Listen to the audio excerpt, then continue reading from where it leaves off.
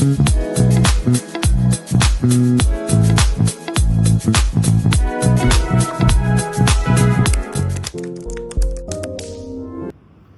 right, folks, today is another great day to meet you once again. Of course, this is your #1 African studio, where we discuss sensitive issues that has to do with Ghana and beyond. If today is your first time of watching or listening to us, then please do well to give us a subscription so that anytime we put contents of this nature, you will have the opportunity to be the first person to have a look at it. If you are a returning subscriber, then thank you, God bless you for always making time to listen and watch our channel. Today, we are discussing sensitive issues that has to do with Ghana on the show on Ghana. But before we go to the show, before we start the show, I want us to look at a very nice video, a comment that was passed by the former president of the Republic of Ghana, His Excellency Nana Dankwa Akufo-Addo. Let's have a look at it. We can start with little changes in our own individual attitudes and practices. The change can and should start now and with us as individuals. I ask you to be citizens, not spectators, citizens, not subjects, responsible citizens, building your communities and our nation. Let us. So clearly, the former president, Ghanaians will be very disappointed in me if I'm still considering this man as the president. He's the former president. So clearly, the former president is kind of advising each and every Ghanaian to be a citizen and not a spectator. What it means is that you see something and then you say something. You see what is wrong and then you bring it out. That is why I have no problem with whoever sees something that is wrong with this government and decides to bring it out. But it is unto all of us to uphold the good name of Ghana wherever we find ourselves. So when we see something and we want to say something, we have to see to it that whatever we want to say can be substantiated. It is a fact. It has not put the name of Ghana in the mud for no better reason.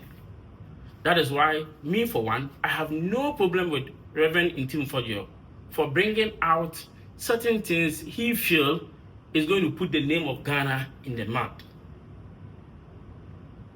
2 aircraft arrived at the Kotoka International Airport, and the intelligence organized by Reverend Ntim Fordjour, who doubles as the MP for Asin South and a ranking member in Parliament, think that or have the intelligence that this aircraft contain cocaine and money meant for money laundering. So he decides to hold a press conference. Let's have a look at the press conference. And cash. Ladies and gentlemen, on another security matter related to our airspace, the Minority Caucus calls on national security to, as a matter of urgency, make public the content of cargo suspected to be cocaine and cash, transported into the country by 2 suspicious flights, namely Air Med flights NH23AM and Kavok Air private jets Antonov and 12B, which landed on the tarmac of Kotoka International Airport in March 2025 from Gran Canaria, an island of Spain, and departed to the same Gran Canaria days after their arrival. Reliable intelligence intercepted by the Minority Caucus indicates that on March 20th, 2025, Air Med flights NH23AM, which is an air ambulance, and I must stress, it's an air ambulance designed specifically to carry patients, landed at Kotoka International Airport in Accra, Ghana, and remained in the country for 5 days before departing 1 a.m. on March 25th, 2025, back to Gran Canaria. Our intelligence further persists that no patient was transported by the said Air Med flights, neither to nor from Accra. There is no evidence of medical referral of or patients accompanying or on board the flights on either legs of the flight. We are reliably informed that contrary to the expectation that the Air Med flight would carry patients, the purpose for which it was designed and operates. So you've all seen the video where the Member of Parliament and a ranking member is putting out this serious allegation. This allegation actually borders on criminality. So I was of the view that having gathered such a sensitive information, you go straight to the national security, hand it over to them, and get them to work. But he decides to go the other way, meet the media, and blow the whistle. Of course, the Whistleblowers Act permits him to do that, so I have no problem with that. What I was thinking was that he has enough evidence to buttress this, because we are talking about issues of drug trafficking.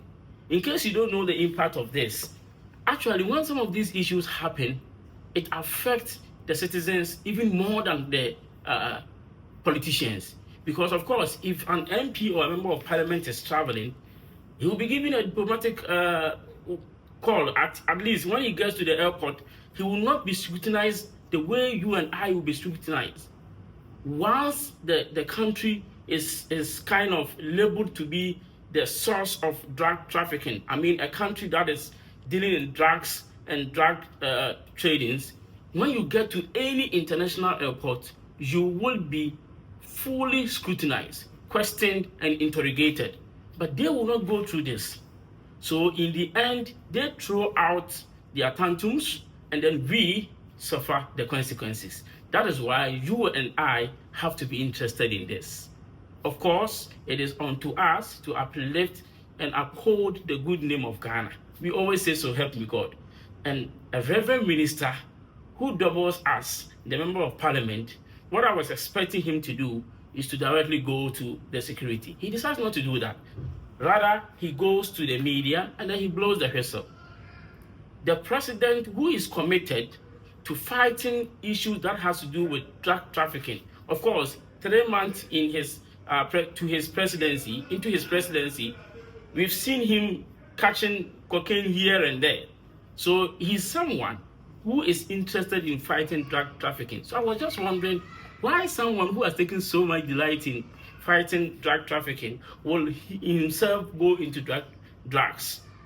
But of course, Reverend Ntim Fordjour is making us know that these two aircraft that landed were having other things that we do not have an idea of. So he has the intelligence. Now the president says, I am not going to arrest you in Ntim Fordjour. I will not arrest you in the middle of your press conference. You have made your allegations. Go to the securities. I will fully support you. Give every information you have to the security, and let's investigate this. And then Reverend Ntim Fordjour says, no, I'm not going to the security. Like, I don't understand. You have made allegations that borders on criminality. Submit your evidence to buttress whatever you are saying. Like how? I don't understand. Is it that we just want to paddle in lies that will kind of stand in the way of the president and impede the progress of the country? Or our main focus is buying a wasio into yanka cancer will go buying a hoofy. Na ama chrono entum, but chrono entum so a minimum yetimubi. So if we want to make allegations, I am of the view that we make allegations that can be substantiated, but we don't just go out and throw out lies. So the president extends an invitation to you, and you decide not to come. But yet a man you and Abua Papo, an ordinary citizen like you and I, wrote to Yoko and special prosecutors and what have you to investigate a certain vice president. We were here in this country. Now president was then the vice president. He wrote to Yoko that he should be investigated. But you see, one thing I like about NDC is that they are always in for peace and ready for investigations. This is why I am not surprised the president stayed in the country 8 years after he lost the elections. because he knew he was innocent of anything that any lies that these people were peddling. So this former president, who was then a sitting vice president, appeared to the committee for interrogation and he was cleared. So my question is, why is Reverend Ntim Fordjour refusing to give his evidence out for interrogations and investigations to comments? I cannot understand. Ye chechere mind, ye person mind to mpon, matime for and ho to but ye nyoma ebema investors ene nkofo bebo mind no mind na ye no atwe won ho. When ye nim say ade na ye ngyina so bia ani. Like I don't understand. Sometimes some people just want to just I don't know, just bring people down, bring country down, ruin the progress of the country for no reason. So this man refuses to go, and then the national security goes to his apartment to arrest him, and then MPP say what? I cannot understand. They say that he is a member of parliament. For that reason, he has a right to throw out lies, but do not hold any responsibility to come and then kind of explain to us where he got this fact from. We were in this country when Chatu Chikata was arrested at the church. People surrounded the church like Chatu was someone who was with arms. He was just in the church worshiping God, and policemen surrounded the church and arrested Chatu on a matter that had no evidence. Eventually, he won the case. Let's look at that video. In case you have forgotten, let's just have a look at how Chatu was arrested from church. At the Asprey Danwell Church on the Sunday the president is due to return from Australia, policemen are sent by Akufo-Addo to arrest Chikata. Chikata insists that he would worship first and report to the police after. Pastors and elders of the church intervene, pointing out that Chikata had always made himself available when the police asked him to report.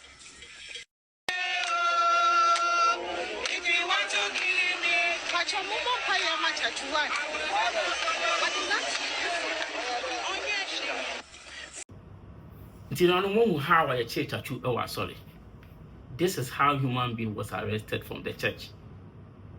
This is a learned lawyer and the youngest lawyer Ghana ever had. Very intelligent. The former president, Nana Addo Dankwa, by then was the Chief Justice. In fact, arresting Chatu was a campaign message. It was something that Kufuor used for his campaign, that no matter what, he will arrest Chatu. Eventually, Chatu was proved innocent. But you know how Chatu was sorry. You saw how the police surrounded the church and arrested Chatu for something that he was innocent of. The whole world were calling for free Chatu now. But what happened? They kept Chatu, took Chatu through a lot of issues. We'll talk about that later. But yet he was innocent. But this is the case that the president says, I am not going to go that way because that is not the right way. So I am going to establish a committee, make you Ntim Fordjour a member of the committee to investigate this. Bring all your findings to them, let's investigate it. Still, this man refuses to come. You know why? He has no evidence. It is just normal of MPP, full of lies and propaganda. Let's throw out lies, reinforce it, and then make it sound like the truth. This has always been their style. They are refusing to understand that Ghanaians have gone beyond these lies and propaganda. You hide behind the fact that you're a member of parliament, forgetting that parliament is not in session now. So you can be arrested. You don't need to necessarily go through the speaker because parliament is not in session now. So if you are hiding behind the fact that you're a member of parliament, then forget it.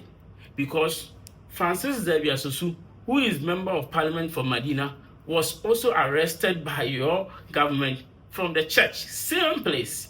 He had been invited to come and preach at church, and your people decided, your party, your government, Nana Addo, decided to arrest this member of parliament even without arrest warrant. So, Reverend Ntim Fordjour, are you superhuman? Let's look at how this man was also arrested from the church. Let's look at it.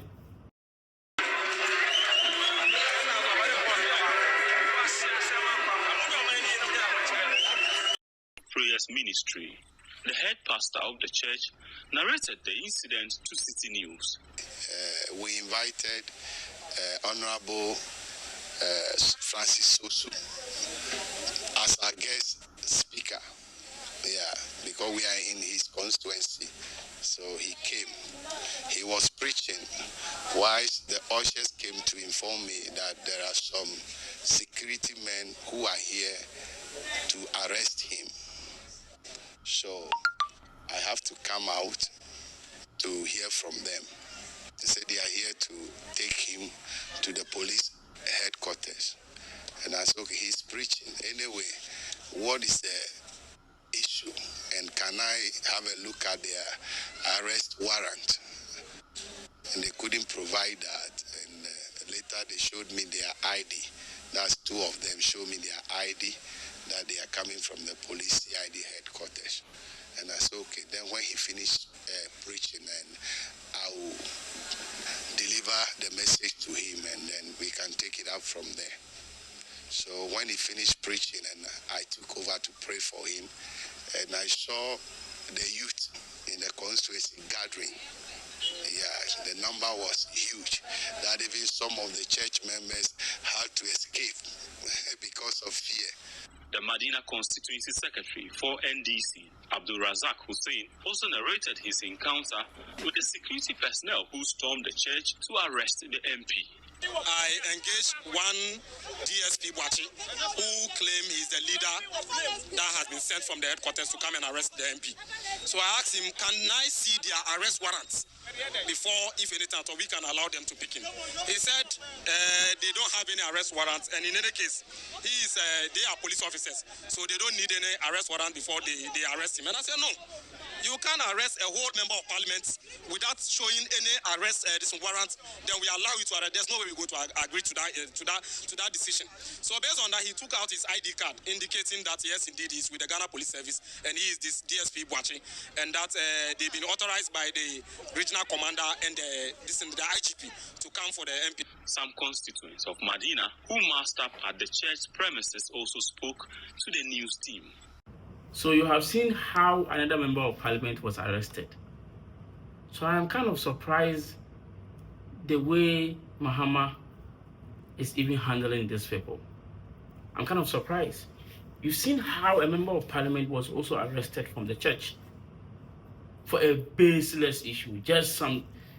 We have not forgotten. If you want to go on, we will go on and on and on and on and on. How people orchestrated and wanted to arrest the current finance minister and all of that. We have seen a lot. We have seen Shege in this country. But yet NDC kept mute.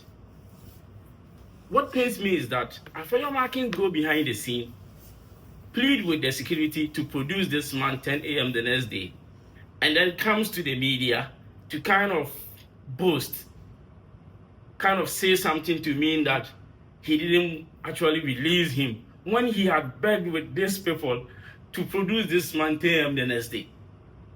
For how long are we going to play with people's mind? For how long are we going to do this kind of politics? But I don't blame Afenyoman. I blame the President of the Republic. This man should be embarrassed by now. He should be in prison by now. Having stolen a lot of containers, having been the board chair where a lot of containers are being missing, monies are being taken, a lot of corruptions have gone under him. This man stood in parliament. This man stood in parliament to say that we all know that when the containers get to the port, people negotiate with the custom officers and then takes the containers out to go and sell. Like seriously, he made this claim in parliament. And he's still working freely and having the tantrum to just be talking and just be boasting. People were arrested in this country like animals. Members of parliament, sitting members of parliament, were kept at car boots. Some collapsed for 7 hours. They went unconscious. The MP for the Ni Ntim Van der Poel. What happened to him? What happened to him? Let's look at it. Let's have a video of how he was also arrested. Let's look at the narration where he was talking about what he went through just because his polling agent was shot on the 7th December 2020 during the election, and 25 of its party members were injured. As a member of parliament going to intercede on their behalf, he was arrested, kept in the car boot, and was taken to the police station. He went unconscious for 7 hours. If we hear it from him, I think it will be better. Let's look at that video. Harrowing ordeal under their government. I was handcuffed and put in the boot of a car as a sitting member of parliament on the 7th of December 2020 and dumped at the regional police command. I collapsed. I don't know what happened until 7 hours. 52 of my officials, my party officials, were arrested when my polling agent has been shot and killed. Up to today, 4 years, 5 years down the line, my boys are still in court. And those who did the shooting are walking free.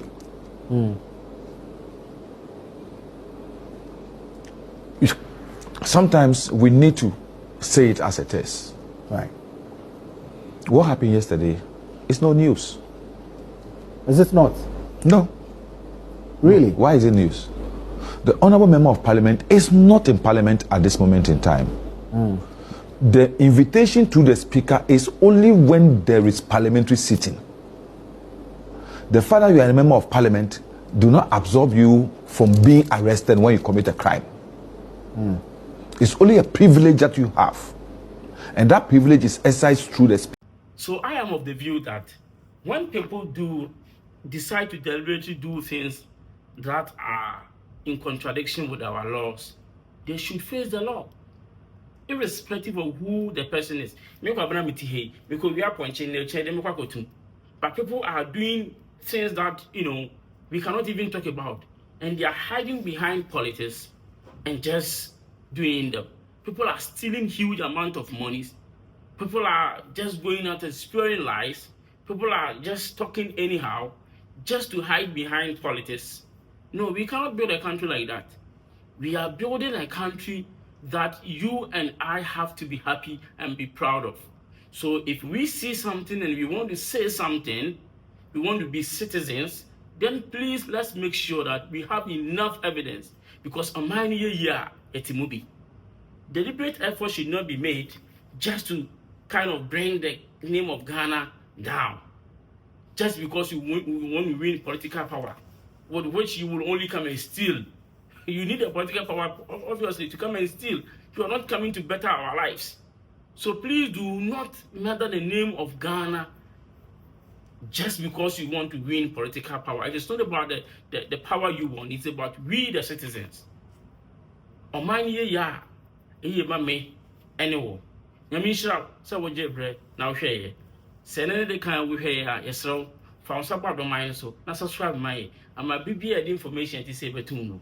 Once when you're brave, not heavy. Of course, this is Uplift Africa Studio, your #1 African channel that is always prioritizing issues that has to do with Ghana and international world. Thank you. Bye-bye.